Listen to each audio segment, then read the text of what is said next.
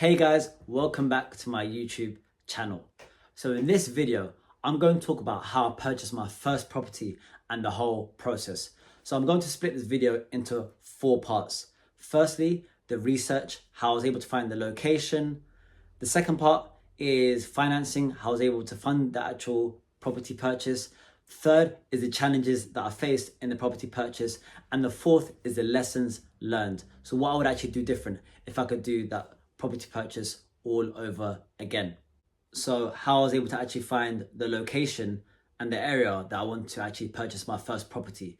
So we've got to take it a step back. So in 2014, I'd actually finished university and then started a job in Kent. Now, the specific town was Chatham. And there I was commuting from London to Chatham and from Chatham to London, as London is actually where I was living with family at the time. A motivation was the fact that there was a long commute that I was having to do, and then also the property prices here in Kent were a lot cheaper than the property prices in London. I then also had a clear idea of what type of property that I would want. I knew that it would be a freehold, I knew that it would be at least 2 bedrooms, and then also a property preferably with a garden as well. So the price range I was looking at was anywhere between 180 and then 210,000 pounds. And I knew it was going to be in an area near to where I worked. So the specific towns I was looking at was Chatham, Rochester, Gillingham, Rainham, and also Strood. The second part, the financing. I was quite fortunate in the sense where I was living at home, I wasn't really having to pay any rent or contribute really much to any bills. So what this meant was the main expense that I had was my commute from London to Kent and then back obviously from Kent to London. So I was able to save a lot of my income that way. So for a period of 3 years, I was saving quite aggressively. And then by the time I was comfortable to actually make a property purchase, I had a discussion with my parents and they actually advised me that they've been saving money in my name as well. So they were happy to provide me with half of the deposit for my first property purchase, which was going to be here in Kent, which of course was extremely beneficial, because what that then meant was then I was able to use some of my extra capital for other things for the property, such as buying furniture. So now I had the area that I was going to buy a property in, and that was going to be close to where I worked. And then also I had the money now as well to put a deposit down on a property. So then I started searching. I was making a few offers and that they were getting batted back. And then eventually I put in an offer on a 2-bedroom semi-detached house in Gillingham. I liked it. I liked the fact that it had a nice garden space. It was on a good road as well. It looked pretty new too. And the vendor and I agreed on a price, and that was £208,000.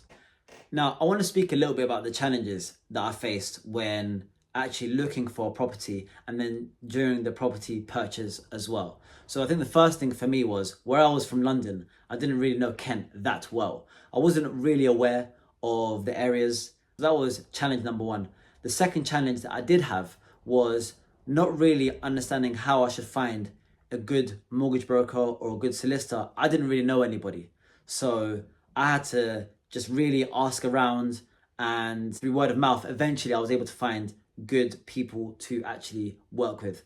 I think the third challenge that I did have was having all the documents that I needed in place. So your solicitor, your mortgage broker, your lender is going to need you to provide a lot of documents, right? To identify who you are, to ensure that the address that you've provided matches to what's actually on record, that your current salary, what you've provided them, is actually in line with what your employer is going to showcase, and everything like that.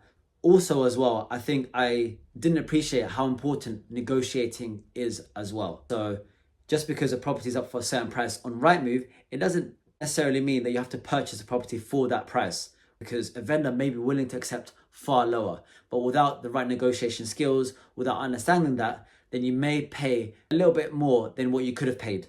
Another challenge that I faced was the communication that I had with the different parties that I was working with. So my mortgage broker, my solicitor, I really should have taken it upon myself to consistently be speaking to them on a regular basis. I didn't appreciate how long certain processes or parts of the property purchase can take, especially if I'm not being proactive to understand why it's taking so long.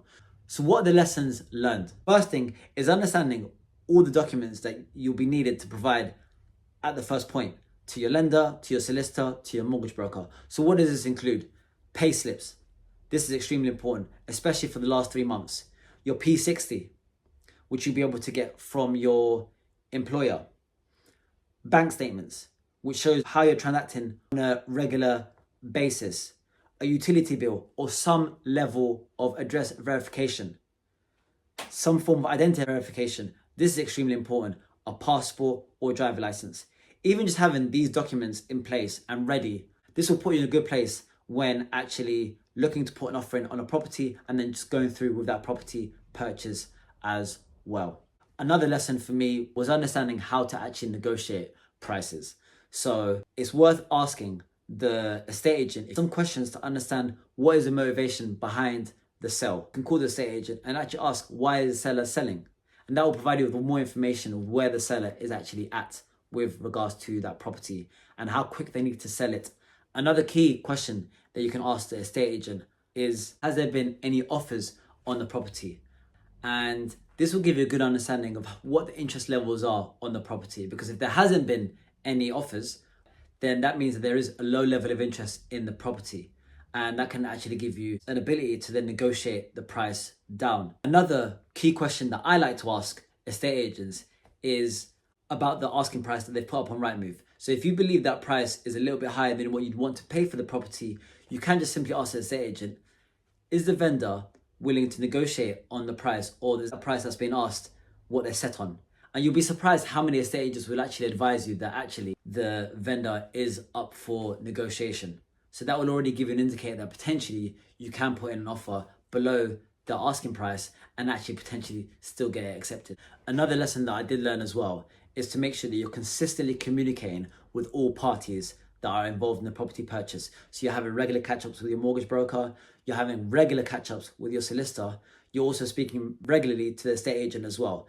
If you show that you're proactive and that you want to complete quite quickly and in an efficient, timely manner, then this will set a standard for everybody else that you're working with. So those are the main lessons that I learned from my property purchase. So I hope this video has been useful.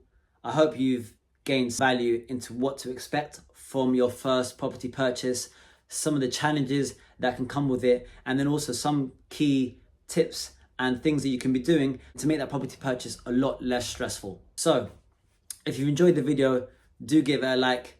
And if you found value from this video or any other video that you've watched, please do subscribe to the channel as well. Until then, happy investing.